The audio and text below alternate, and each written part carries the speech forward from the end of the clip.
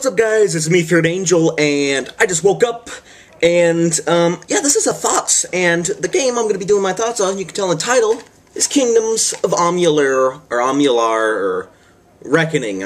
I never knew how to pronounce the third letter. It's like Amalur. Don't know if you could see it. But anyways, got my squeaky chair. We're good to go. So I beat this game like a week and a half ago, actually. I just now started making a video, which this video probably won't go up for a while as well, so it'll probably be a little while from now.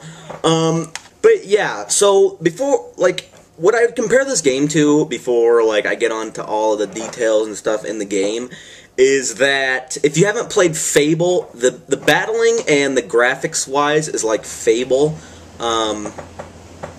So I actually like that. The battle, it's like, well, first off, the game is like a third-person action RPG. The action is actually pretty incredible. It's actually really fun whenever you get down to it. I never really had any like trouble actually battling in this game, which is really good for RPGs, because some RPGs are just really freaking hard. But yeah, so I'd compare it to like Fable, and like a mix between Fable and World of Warcraft. If you've never played World of Warcraft, like World of Warcraft, well, the graphics is like Fable and the combat's like Fable, and then the graphics are, or not the graphics, but the like the regions. There's like 5 regions. There's the forest region, which you start out in. There's the canyon, which should be like your 3rd region you go to, the canyon-like region. And then there's the plain region, which is the 2nd one, and a swamp. And then the last one's kind of like a dark, mountainy thing. It's the last region you go to. After you play the game, you'll realize where it's there. You can't really... I guess I just... like a dry mountain place is what I'd compare it to, and a lot of crystals. So, and another thing is the monsters. It's kind of like WoW in the fact that monsters are different, but like there's only like a limited amount of monsters, but they change and look different the higher you level up. Like in World of Warcraft, there's like kobolds, which they start looking different, and they change up a little bit and get more powerful as you level up and go through the areas, just like on this game. But yeah, that's how it's similar to that. So that's what I compare it to, World of War and Fable. Let's get down to what it's about. Basically, you get to choose from like 6 different races. I don't remember their names because the names are really hard to pronounce. Male or female, and then you get to choose like a goddess, a god or goddess, which is like which each god will give you. Or you can be the Fateless one, or the Godless one, or whatever it was, I forgot what it was, which you get 1% experience, and then there's like a bunch of other ones that give you like that much stealth, and that much fire damage, and whatever, and those go through you throughout the game, and that's pretty freaking awesome. So anyways, basically, there's like a war going on between these people called the Fae. There's like the evil Fae, or I think it's like the Unseelie Fae, which are trying to summon like a demon to take over the world, or I think it's the world. I'm pretty sure it's the world. And then there's the regular Fae, which are trying to purify the land, which they're like magic people who are like they're kind of like hippies. They're all like for the world and stuff. And like they hate mortals. Well, some of them hate mortals. Other ones are just like whatevers. Don't care, we live among them. So, and you are a random person. It doesn't tell you until like near the end of the game who you are. Basically, you start off in like a dead thing. You're like a dead person, whatever race you picked, and then you somehow come alive, and fate does not appeal to you. Like, fate does not control you. Like, everybody on the game, like all the civilians, are hooked on fate, and they're all worried about fate, and like... there's Fate Weavers and everything that tell you future, which the Fate Weavers on that game will, you can reorganize your talents, which we'll get onto later. But basically, fate does not affect you anymore. So there's a lot of decisions in the game that will, like, they're not big decisions that would affect the game a lot, but they are decisions. Like, at the beginning, there's like a gnome that has a bear that you can kill bribe him, or you can just let him go. Which, if you bribe him, he'll give you some money, or you can kill him. Which I think if you fail to bribe, he'll attack you. So there's pretty much 2 outcomes for that. So yeah, let's get on to the talents, because I already said, like, you're basically like a fateless one. The talents are pretty unique, actually. Some of the like, I've never seen this before, which I think that's what they were going for. So basically, there's finesse, which is your rogue archery, which you can be like a dagger rogue or focus on longbow or both. There's might, which is like your hammers, your swords, and your sort of like every class has a shield, like a different shield. Like rogues focus on like these tiny shields. Might focuses on the big shields, like the big steel shields, and then mages, which is called sorcery, which are the staves and the lightning and crap like that, which they have a shield, which is like a it's not even a shield, it's like they're casting a magic shield, even though it's an item that you pick up. Like, I guess they're talismans that like kind of project a shield in front of you, is what they are. But the cool thing is, there's these things called fate cards. Fate cards, after you put a certain number of talents in a tree, you unlock a fate card, which will give you like different stuff and more like better bonuses for whatever you choose.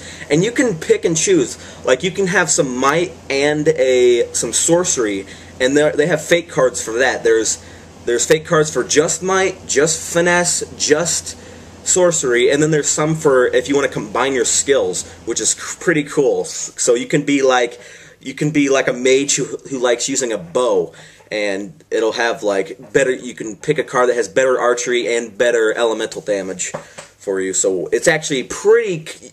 Your character is pretty customizable, honestly, whenever it comes to skills and stuff, which is really awesome. The max level is 40 in this game, which actually, it takes quite a while. I had about 47 hours played whenever I beat this game, which I actually didn't put all in once. Like, it took a couple. I got it in like February whenever it came out, and I beat it in April. So it actually took quite a while, which I didn't play it until March. It was just kind of sitting on my desk, even though I was pretty hyped for the game. And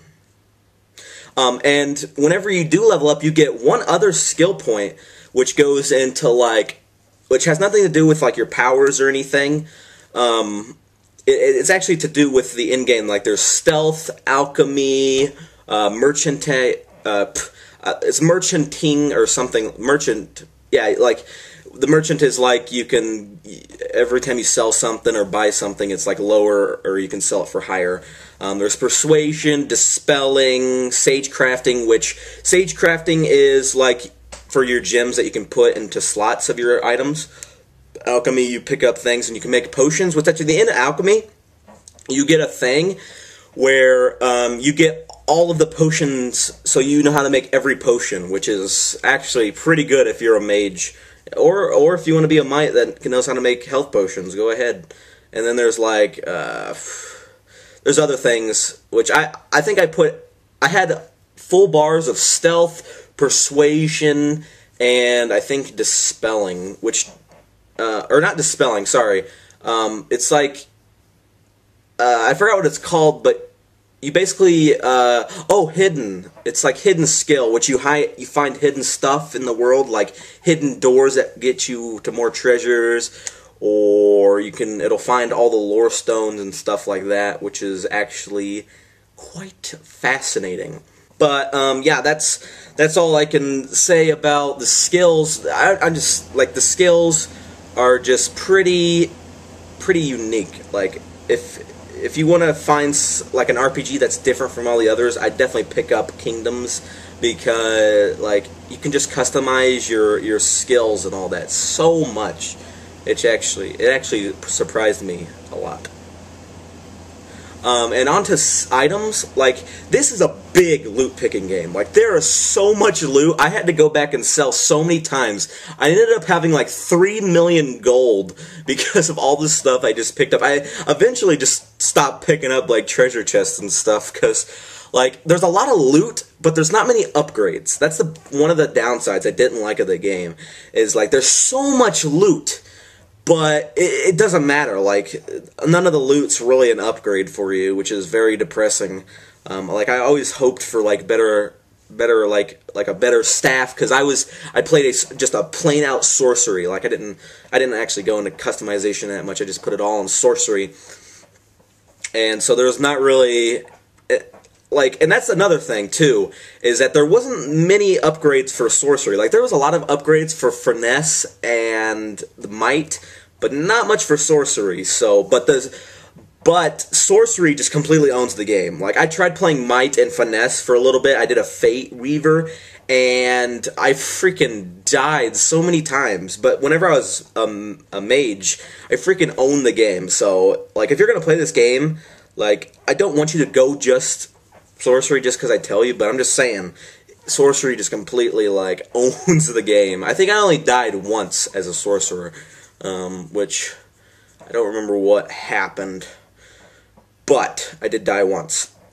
So, yeah, that's just one downside of the game, is all the loot is just kind of crap, and you just sell it. And there are factions in this game, just like Skyrim or Oblivion. There's the Fae, which each one, I think there's the Fae, the Scholia Arcana, which are which is like the mage quest line. The Fae is like just well, I said the Fae earlier is kind of like the main race. So, but it's not for the whole Fae. It's just like a certain house. There's houses of Fae which have different things. There's the House of Sorrows, House of Ballads, Fae, Scholia Arcana. The Travelers, which is kind of like the rogue, and you're like pickpocketing stuff and stealing stuff. And there's the Warsworn, which is kind of like the warriors, and go kill all the monsters and stuff. And I think there's another one, but I can't quite think of it on the top of my head. But yeah, that's the factions. The factions themselves were the House of Ballads ones and the House of Sorrows were pretty actually entertaining, but the other ones, I don't know, I just couldn't get into them that much. But at the end of each faction, there's a big, like, decision-making. Like, each one has either, I don't want to spoil it, but each one has at the end of it, has a big decision for the rest of the game. So, and each time you finish a faction, you get a passive fate card, which doesn't affect any of your main fate card, which is like the sorcery and all that. It's just a passive one that helps you, which is like +1 experience or +5% damage and boost and stuff like that, which is actually pretty freaking helpful. Like, I'm sure if you didn't do any of those, it'd be pretty freaking hard. But yeah, that's another downside, is the factions they didn't go by quick. They were actually pretty long, but they just, I don't know, they just didn't grab me as much as the main quest did. I was really, which I didn't hit 40, like, that's another thing I didn't state earlier, is I didn't hit the max level, like, even though I played forever. Like, I did so many side quests. I wanted to do all the side quests, which I'll get onto that later. Sorry. Anyways, yeah, before I go on to whatever I was going to say earlier, but the side quests, there are so many side quests. Like, there are more than enough. Like, I was going for all the side quests to beat them, like, but I think I got to, like, my 3rd region, and I was just worn out, man. I was just like, holy crap, get this over with. There are so many quests, so if you're, like, somebody that likes to finish every single thing as, like, a completionist, then this is definitely the game for you. It has, I don't know, it's probably the game for a lot of RPG lovers. I'm not sure, though. Not many people might like it. Who knows? Which there's side quests, there's faction quests, the main quest, and then there's tasks. Tasks you don't really have to do. Tasks are just like things that you can do for money or XP, and then they'll make you do it all over again. Like, you can choose to do it all over again. So they're not really important, which I didn't focus on them all that much.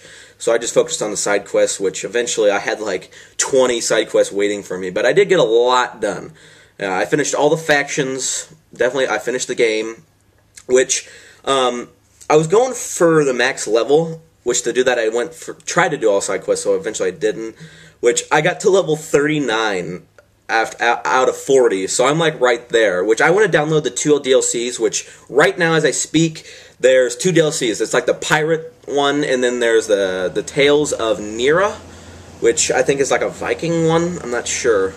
But I definitely want to get those to get the max level. That'd be pretty entertaining to get to max level. So yeah, the game is actually really, really beautiful. Like, it is a really good looking game, I think. And all the monsters are good. It moves really good. It feels good. It feels like high FPS. The animations for your characters and other characters, I actually love the animations. Like, a lot of games don't get the animations right. Like, they'll be like all robotic, but this game actually felt like it felt like I don't know. It just felt real, kind of. So I think that's it. That's all I can remember off the top of my head. I'm probably gonna forget something, and then I'm gonna get hated on for it. But that's all I can say about Kingdoms of Amalur. I actually really like this game. I'm not gonna rate it because I can't really give it a rating. I'm not good at giving ratings, but I really like this game. There's not really a reason for me to play it again because it takes so freaking long to beat. I'd play it again if it didn't take so long. Maybe make like a rogue/might character. But yeah, I recommend like if you can't buy it, try to rent it from somewhere because it's pretty freaking entertaining, and it's pretty, like, if you only have money for so much, this is definitely a game that you can put your hands in for a while. That'll keep you occupied for some time. So that's all I can say about this game, guys. And so that's my thoughts on Kingdoms of Amalur, Lar Lear Reckoning. So I'll see you guys later.